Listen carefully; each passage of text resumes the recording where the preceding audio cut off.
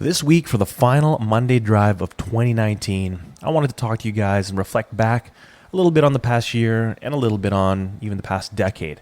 I also want to tell you a little bit more about who I am and how I got here to talking to you guys right now on the Fit United podcast. I want to talk to you about some of the things I learned in the past few years, some of my favorite books that have helped shape my thinking lately, and what I'm looking forward to in the next year. All right, you guys ready? Let's get to that intro first.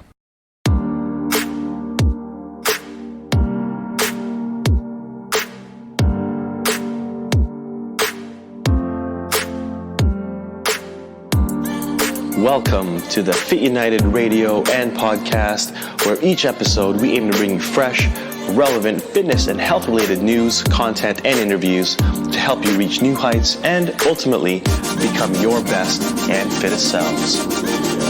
All right, guys, in 3, 2, and 1, let's go.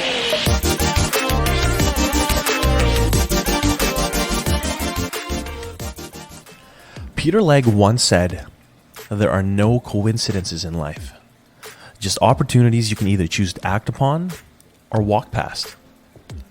I met Peter Legge maybe 15 years ago. He was a speaker at a business and leadership convention that my university put on maybe in my second year of school. If you don't know who Peter Legge is, he is the CEO of Canada Wide Media, a company that produces some of the most widely known magazines throughout Canada. Some of these magazines are BC Business, BC Living, and TV Week, just to name a few. He has also written numerous books, some of which are still my favorites today. The two books that I received from him after attending his keynote are called The Runway of Life and Make Your Life a Masterpiece. Now, this quote of Peter Legge's has stuck with me since I read it in one of his books. I can't remember which one, but it really helped me reframe the way I saw the world, in a way that it made me feel like I had more control of the things that happened around me. So this is a perspective that I want to ask you guys to ponder with me here for a second. At the time of me meeting Peter Legge, the year before, I was playing at the highest level I managed to play football at. I played for Simon Fraser University, being recruited to play defensive back. It was my favorite position in high school. Now, as a senior in high school, I won the MVP trophy for being the best player in that position for the entire province. So at the time, it was quite an accomplishment. I had essentially the choice of any school in the country to play football at. I even had one school in Pennsylvania recruit me. I think it was called Lafayette College. It was an Ivy League college, but I just didn't have it in me at the time to go there. Anyway, ultimately, I chose to stay local at SFU for various reasons. But even better, though, was when I chose to play at SFU, they not only asked me to play DB or defensive back, which was my favorite position, but also as a wide receiver. Now, at that level of play, it's very uncommon for a player to play both offense and defense. Some players would play special teams as well, so like kickoff or punting team or field goal team, but not both offense and defense. I was one of the only two players on that team who got the honor of being able to play both ways. Now, SFU has academic standards for their players. During the football season, you needed to maintain a full course load, so that was 4 classes, and you needed to have a breadth of courses. It didn't really need to matter which ones they were, but you needed to have 4 classes during the season. In the off season, so the second semester of the year, you can have a lower course load or catch up with whatever classes that were not as tough to give yourself a chance to get your GPA back up. Nevertheless, I went the route of taking academic courses my first semester. So academic courses are not necessarily breadth courses, and they were fairly difficult. I took law, I believe, theory of law, theory of criminology. I took a philosophy course. I took psychology, a couple other things that were fairly heavy, and especially transitioning into university for the first year, I made it a bit more difficult on myself. So anyway, I took these more difficult classes.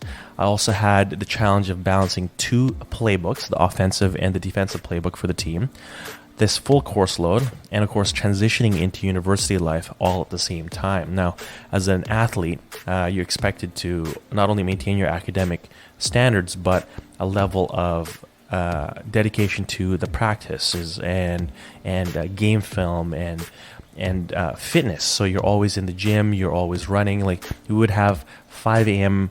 Conditioning practices, and then we would have game film before my first 8 o'clock class, and then we would go through your classes, and in between you have teammates that would get together and study and things like that. But it was always it was like a full-time job. You were there from 5 a.m.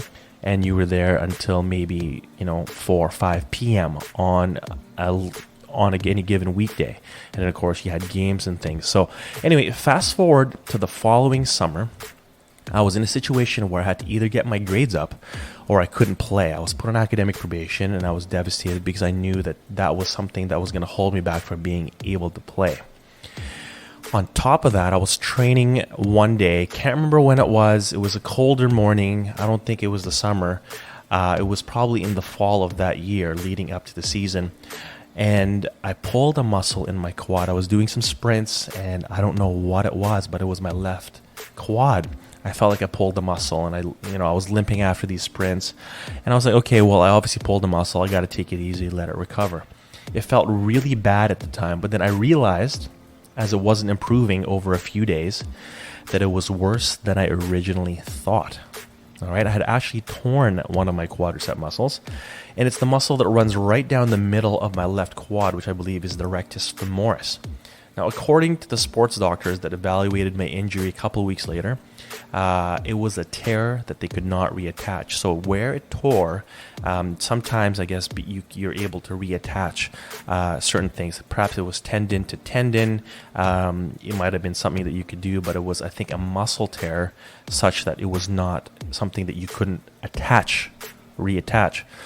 So you're probably thinking, okay, well, big deal. The quad's got 4 muscles in the quad. You have a minor tear. Well, get over it, right? Well, it wasn't a minor tear. It was a complete tear. If you've ever seen my left leg, there is a massive void at the top of my leg where the muscle used to run, so the upper part of my leg. I've got a lump at the top of my quad, just below the hip flexors, where I think the rectus femoris has decided to just ball up and atrophy over the years. So I like to think of muscles as rubber bands. They hold our bodies up and they keep us together on that stick frame of ours, right? And when one of those rubber bands stop working or are missing altogether, other parts of the body need to make up for it. So really, from a functional standpoint, squatting at the time was very difficult for me. My left quad would seize up and cramp up every time I would put any amount of consistent load on it, every time I would do any sprinting or any conditioning type movements. So, I mean, I'd be happy to show you. It's kind of gross looking, to be honest with you, but in any event, this injury was a major cause of me not being able to play football competitively anymore.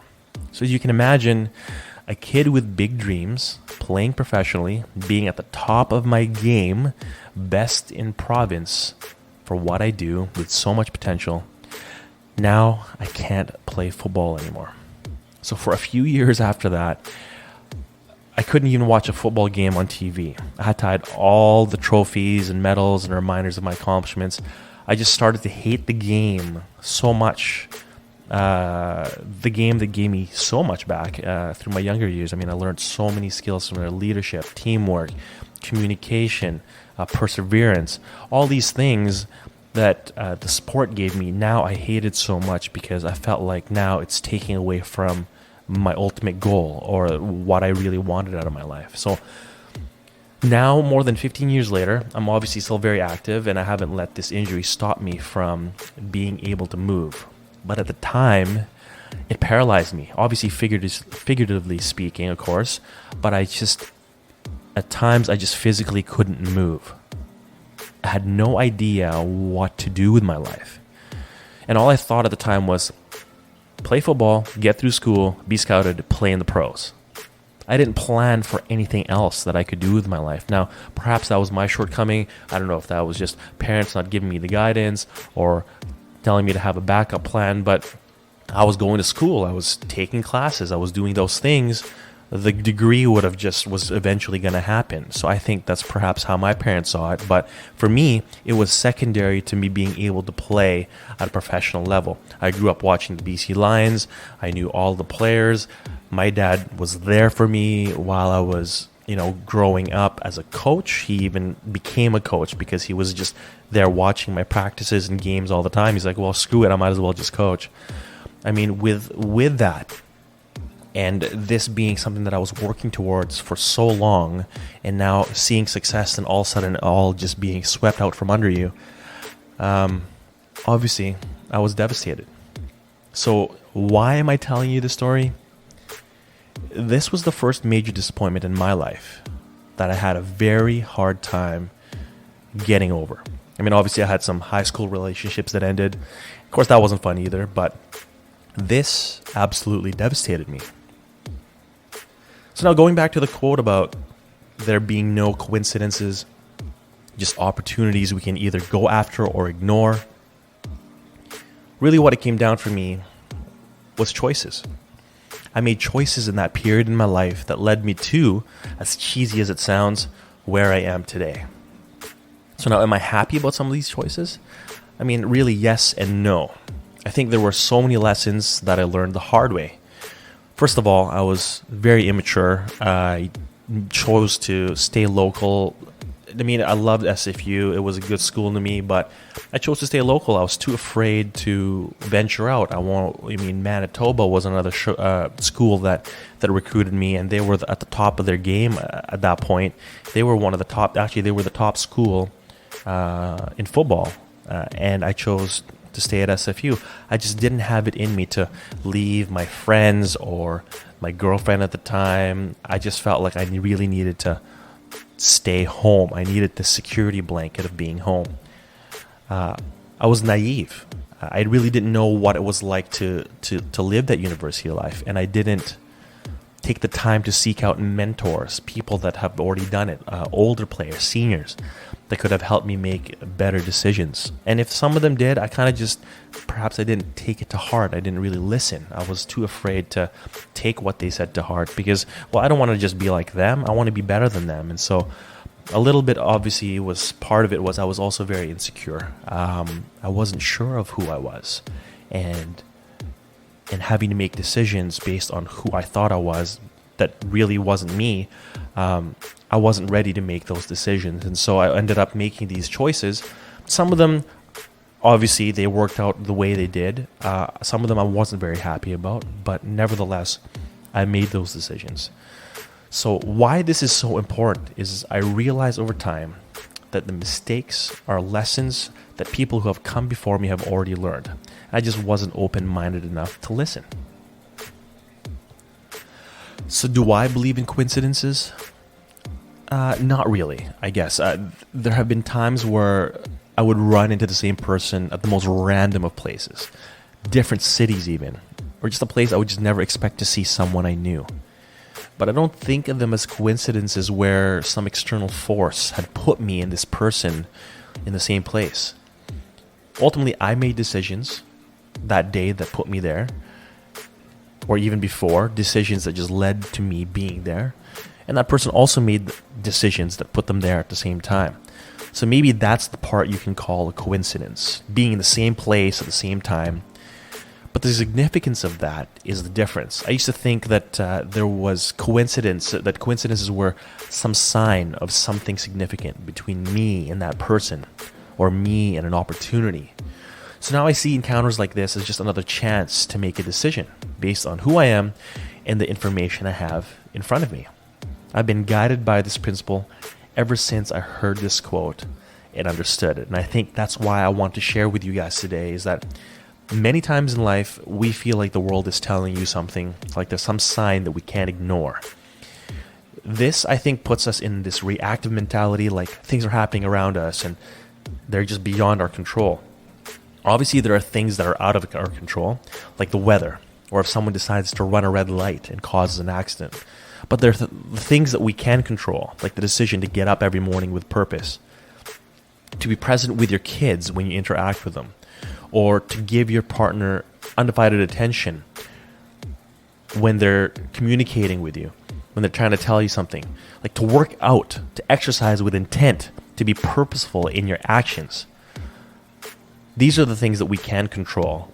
And I stopped seeing things like a bunch of coincidences happening all around me and took control of the variables that I could control. Honestly, I used to blame every negative thing that happened to me on someone else, whether it was my injury, my choice of classes, my first semester in university, me changing careers, the career that I chose, even some failed relationships. So do you think there are coincidences in your life that have materially impacted who you are now? Is there something that you feel has happened to you as a result of a coincidence that changed the trajectory of your life? Let me know. I'm super curious to see what you guys think. Anyways, with that in mind, here are some reflections about the past year and maybe even the past 10 years and the events that has shaped my life now. All right, so some of the easy, obvious ones. I got married in April, had a son, Cruz, who's now 8 months old. We opened a gym. Now it's in its second year in operation. I started my own brand, Fit United. We'll talk a little bit more about that in a second. Oh, this is the one thing I want to talk to you about. Music. I also realized in the 2010s, in the past decade, in terms of music, it just wasn't up to par with the 2000s. And even the 90s, especially the 90s.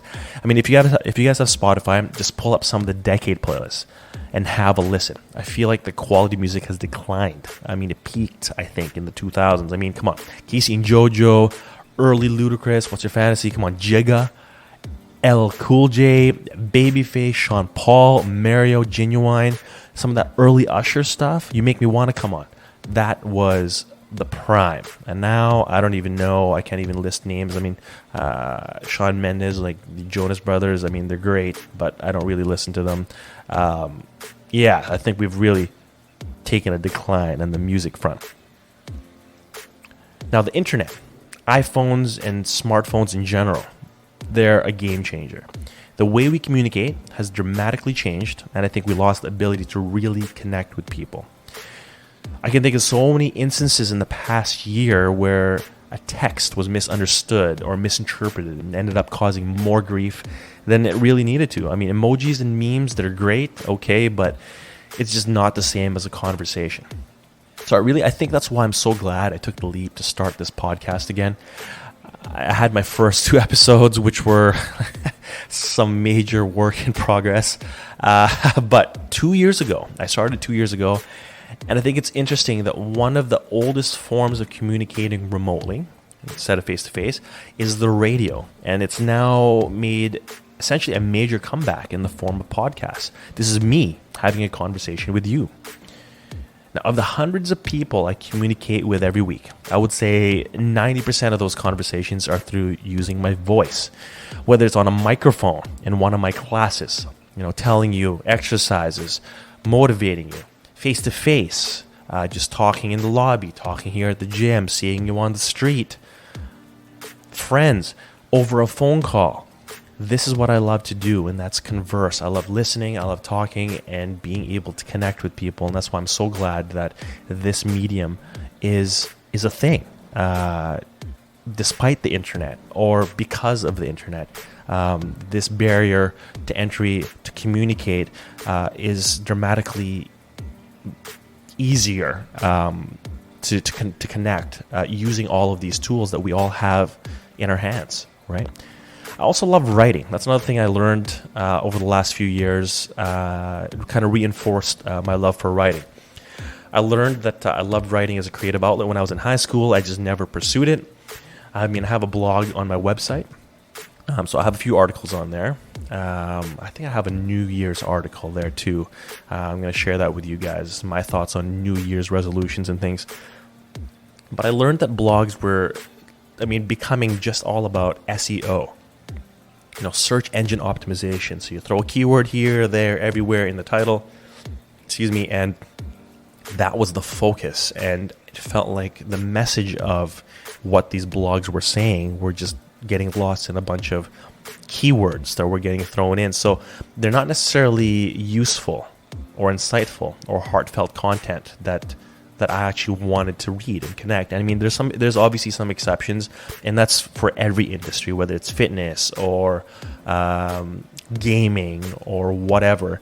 There's always in every niche there are the good ones and the bad ones.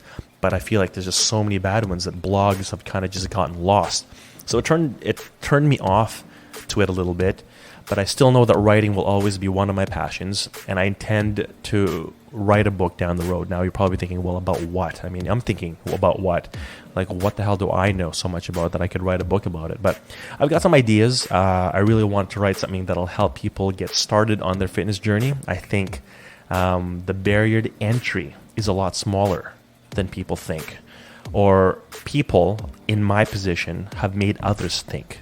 I think that's the problem with the fitness industry. Is I think as a personal trainer or as an expert in this field, we collectively and certain people who feel they need to do this, they need to make people who are perhaps contemplating getting into fitness for the first time, whether it's getting their own fitness journey started, like losing some weight, getting stronger, or taking it to the next level. Maybe they wanted to enter the industry as a trainer, or I don't know, perhaps an RMT or whatever. And people who are in this field are so protective of their job, and it's like, well, it's very difficult, or you got to jump through hoops here and there. It's not as difficult as some people may lead you to believe. And especially when you're just getting started on your own fitness journey, trying to make yourself healthier. And I think that's something that I want to write about, is that it's not that scary. I mean, I know when I first stepped into the gym, it was very scary. I thought I had to make I wanted to, know everything before I got there. And I was going to be I felt very insecure about all these exercises that I was doing, and I needed to make sure that I watched the YouTube videos of it first, and it wasn't really a workout. I mean, everyone starts somewhere, but I want to make that barrier to entry a lot less daunting. All right, so Seth Godin, the legend himself, he even said that blogs are dying out. Going back to blogs here for a second, this is why I want to write a book. Blogs are dying out, and other mediums of communication are coming to the forefront, and podcasting is one of them. I'm just so happy that I'm able to reach even further now through podcasting, not just my immediate contacts or friends on Facebook or Instagram. My reach has increased now because of being able to podcast and speak to you guys, and I really want to double down on accomplishing the goals that I have through this medium. So in recent years, I have been in the best shape of my life, about as healthy as I was when I was at my peak football shape. I was a stick, by the way. I was thinking about this. I was a stick when I was growing up. In my teenage years, I couldn't gain weight. So I was my height now, 6'1", and 160 pounds was as far as I would get. I could not gain a pound more. I would eat tons of food. I would load on breakfast. I even asked guys who were bigger than me and about my height or taller what the heck they were doing so they could gain some muscle and all that stuff, but I just could not gain a pound of weight if my life depended on it. But anyway, so I'm in the best shape of my life. Not presently, obviously there's been other things, factors in my life, but I would say in the last few years, collectively I've been in the best shape of my life, especially after having changed careers and now being in the fitness industry. It really helped my understanding of what it takes to be in this best shape. And it's not just physical, guys. It's a lot of it too is your mental health.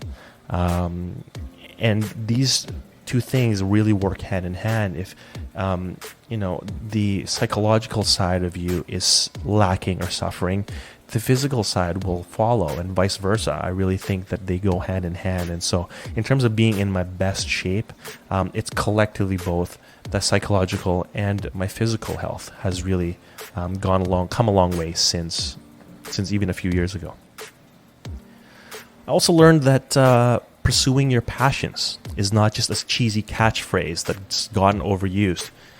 Now, I used to work in a job that paid the bills, and it afforded me a home, a fancy car, nice shoes, and I guess you could say a relatively comfortable lifestyle. But I knew as I got closer to leaving that industry altogether, I realized that I was slowly dying one day at a time. I really felt that way. Now, maybe it was just the circumstances around that time that led me to leave. I mean, I was always sitting behind a desk, not really communicating with people at all. I was in front of a computer, just a lot of number crunching and things like that. I really only communicated with 1, 2, maybe 3 people at most on any given day. And, sometimes those people aren't the most positive influences in terms of energy. And it impacted how I saw things. I didn't feel like I was growing. I felt like I was slowly dying. Also, I wasn't as healthy or active. I was going to the gym very, very, periodically, like maybe once a week, if that. And I really didn't know what I was doing. So that didn't help. And I also had a relationship at the time that was on the rocks for a number of reasons, but that didn't help, I think, the circumstances that I was in. But beneath all of it, though, despite all of this stuff that was going on, there was this feeling that I wasn't doing what I was meant to be doing. Now, who knows? Maybe I'm not doing what I'm meant to be doing even now, right? But it sure feels like I am doing what I'm supposed to be doing. So a great book, by the way, on finding your passions, really helped me to hone in on what I love to do. It's called Finding Your Element by Ken Robinson. Now, I gave this book away to a couple of people. Actually, that's one of the things that I've learned is that there's certain books that have improved my life. And when I see or hear, someone close to me, perhaps struggling, and I know when I was in that position, some resource helped me get through it. I love being able to pass it on. And so this is a great book. It's called Finding Your Element by Ken Robinson. So that's another thing I learned, is that a book is never a bad investment. I especially like physical books. I like having books. I think it's a legacy I can leave for my kids and grandkids. Something that they can hold on to say, my dad used to read, this is the books that he read. This is how he became the person that he is. I've also bought some ebooks too. I have a Kindle that's convenient to pack and all that, but I like having these books. Now, I don't like marking up my books. I don't like dog-earing pages, and things like that. But I like having the physical book. It's almost like something that it's a collection that I have. It's important to me. Anyway, so here's some of the books that have really helped shape my way of thinking in the past few years. So, everything Robin Sharma. Robin Sharma, guys. He's got a podcast too. I don't think he had a podcast when I first started listening to him or reading his books. He has a number of books, and I've got probably all of his books.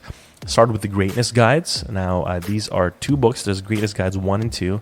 Every chapter is like a page or 2, but it's like a simple little lesson you can take away that day that you can apply in your life right away. And he uses his own examples. He uses celebrities, examples, and things like that. So Greatness Guides, great, easy, digestible, actionable book.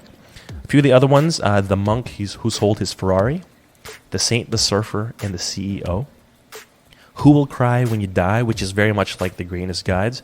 That's actually a very important question. You got to ask yourself, who will cry when you die? I mean, I could talk about this for a whole nother episode, but I think that question speaks to what is your legacy, right? And the last, one of the other books that thought about Robin Sharma is The Leader with No Title. Great book. Paulo Coelho, another great author. I think I literally own every book he's ever written. I even have a signed copy of his book, Aleph. Now, I wish I had seen him in person to have him sign the book. I just bought the book that had his signature on it. It cost a little bit more, but now I've got a signature on the book, which is fucking cool. But some of my other favorites of Paulo Coelho's are The Alchemist, of course, By the River Pedro. I sat down and wept. Now, I'm trying to think of why this was one of the ones that stood out to me. I think it was right after a breakup. I read this, and that was really what it was all about. It was about, it was just about recovering or coping from a breakup or something like that. Anyway, a good book. Warrior of the Light is another good one by Paulo Coelho.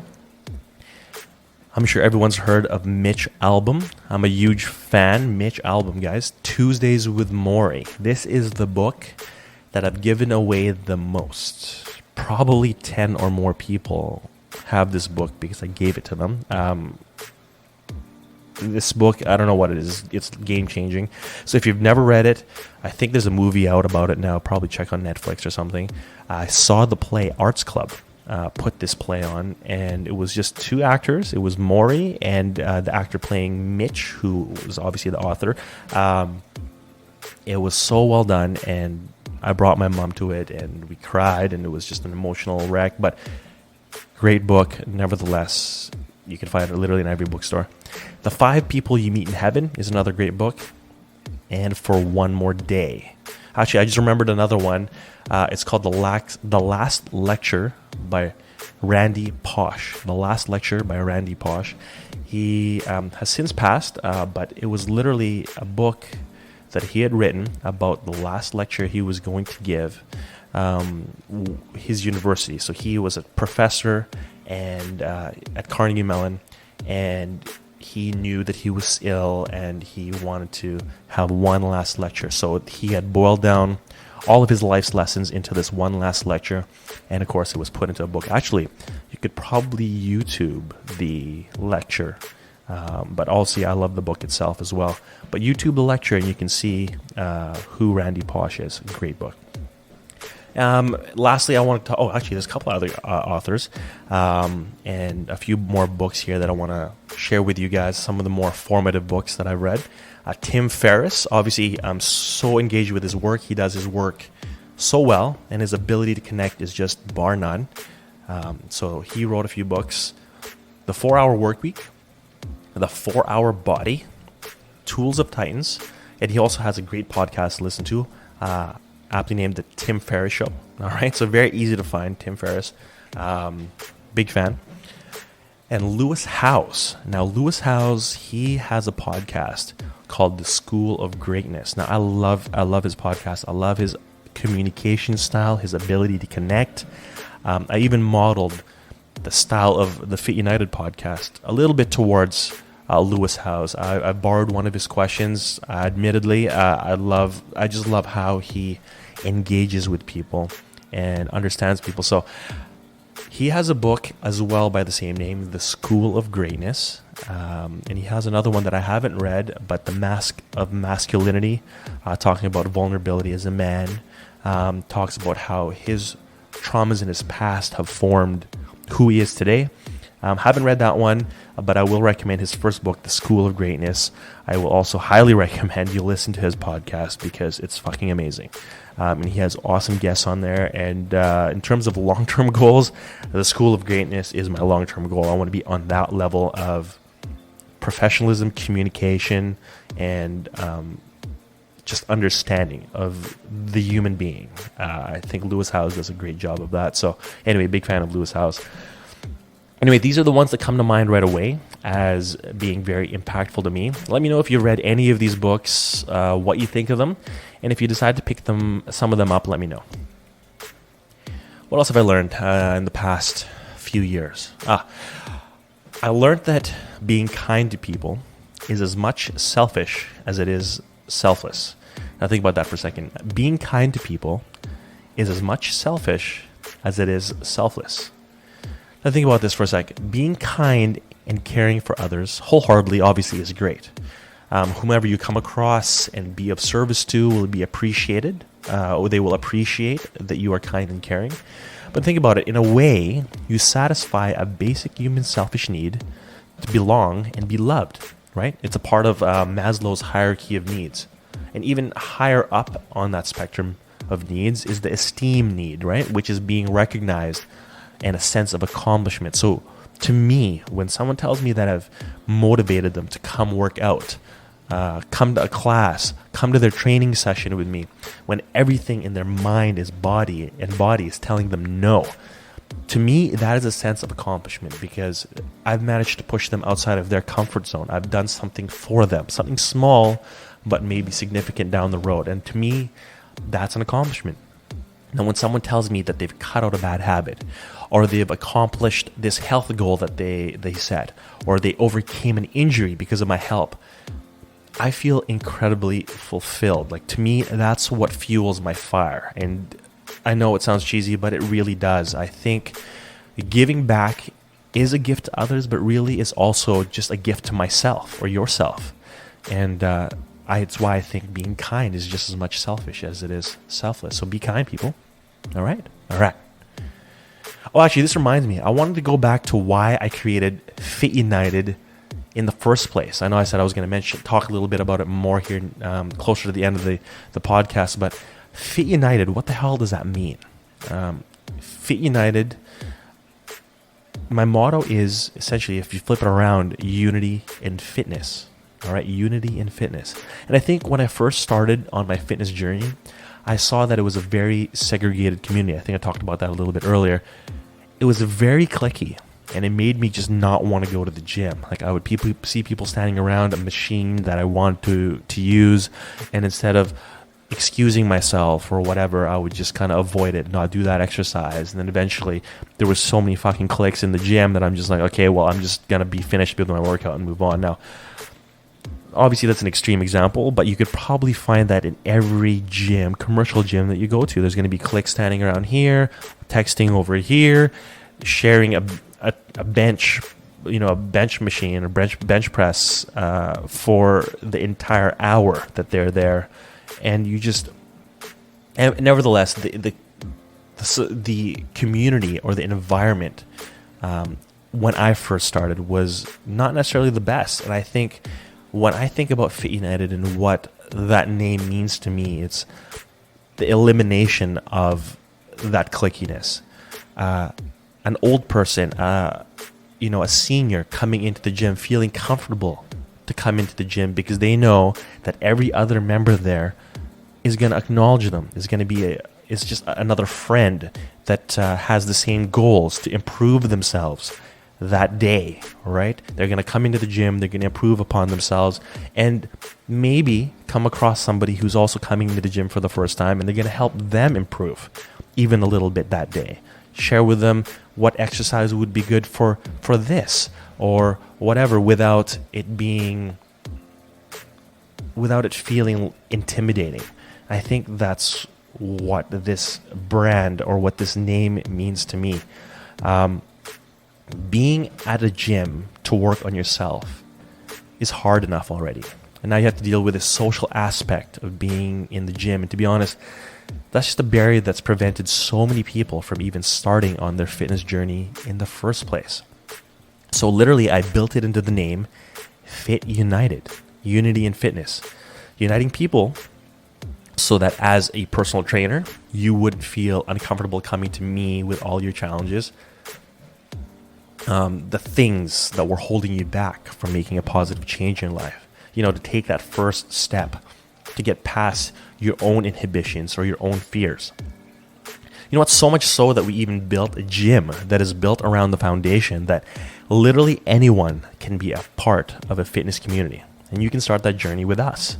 I think that's why it's so important. I don't see that enough. There's too much in the fitness industry. There's too much elitism. Like, I'm better than you. I'm more shredded than you. I've got less body fat than you. I've got more resources. I've got more this, more that.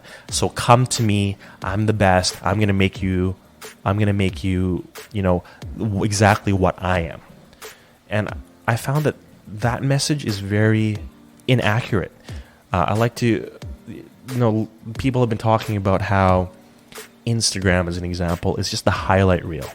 And there's one trainer in particular who's actually like a personal trainer, a celebrity personal trainer, very well-known trainer. He's like, really got to think about it, guys. The people you see, for the most part, on social media, you're seeing their highlight reel. What about the real stuff? What about all the struggles that it took for them to get to that? The years it took to look the way they do, the dedication that it took. People skip that part and just say, look at me, buy my product, and you're going to look like me. And really, it doesn't happen overnight, but they're going to promise lofty things. And I feel like I'm shitting on the fitness industry as a whole, but really, it's become too much of that. There's no authenticity anymore. There's no realism. So anyway, without me getting onto a big tangent about it, Fit United really stands for unity in fitness. All right. But what about the logo? You're probably wondering, well, F you, right? Yeah, well, F you too, right? F you, man. Well, think about what F you stands for. What is the connotation that is attached to to FU. I really thought about this for a second. Actually, not for a second, for a lot longer than a second, but Fit United, obviously the first letters are F and U. And I was thinking, well, shit, how can I make a logo that, like I really like the New York Yankees, like NY, kind of like, overlapping one another. I really like that. And I was thinking, how can I do this with F and U? Because people are going to think that all I want to do is just swear at everybody. Like, here I'm wearing a hoodie. I actually got, one of these hoodies. It's got a big FU on the front. And people are probably thinking, well, fuck you too, man. What's with the profanity? But in my mind, I'm thinking, why can't we change that negative connotation that's attached to FU? Like, it doesn't have to stand for fuck you. I mean, it could in a different light. But I don't think fuck you should have a monopoly on the initials F and U. So my goal with Fit United and the FU logo is to change that connotation. I want it to mean something else. I want it to be bigger than the profanity that people just immediately associate it with. I mean, fuck you could also be meaning, well, fuck you, I'm gonna crush my goals. It's almost like an image of defiance. Like I'm gonna be better than I was yesterday, or I'm gonna be better than all the doubters and all the haters and things like that. It could mean that too, which is totally cool. But I also want it to mean unity. I want it to mean fitness. I want it to mean positive things, positive connotation, and not just the profanity that people just assume. So that's what I want to do with it, and I think that's my goal, is to change what those two letters mean. It should be as simple as strength. FU to the clicks, being uncomfortable in your own skin, in a gym, in a social setting, all of that. All right, it has to stand for something more, and to me, and I hope over time to you guys, it will stand for fitness and united for all. All right? Okay, guys, I think that's all I got. Hopefully you were able to learn a little bit more about me, my story, why I do what I do now, and what I think FU should really stand for. Now, I've learned a lot in the past year, let alone the past decade. I turned 30 in the past decade. I changed careers, traveled, I've loved and lost, and now love very, very deeply again. I always find it so interesting that a new year symbolizes a fresh start to a lot of us. And it's a fresh new calendar year, the reset of dates and all of that stuff. But really what I see, it's a break from all the holidays and festivities, and really for the first 3 months of the year until, I guess, Easter or spring break. None of us really have an excuse to be distracted and not focused on our goals, especially if it's health related and holidays are being used as an excuse to eat poorly. And I know you guys know exactly what I'm talking about. So anyway, guys, that's all I got for you today. Hope you have an amazing new year. Celebrate, enjoy it, be ready, set some goals. I know it's clicky or it's cliche, but set some goals and be ready to crush it, guys. This is a great time to start setting those, thinking about the things that we can improve upon, reflecting back on the past year, even the past decade, and things that we know we can improve upon for ourselves. It's always about being better. I have a sticker, I had a sticky note on my bedroom door when I lived at home that said, "What did you today to make yourself a better version of you?" Right? So that's a nice daily reminder. And I'm going to throw that out there, guys. Have a little daily reminder. Always improving daily, even a little bit at a time. All right? So this is Kevin signing out for the final time in 2019. I will see you guys in the next year, the next decade, the next episode, all of that. Happy New Year, guys. Thanks so much for listening in. Thank you for being part of the Fit United fam. I love you all. Peace.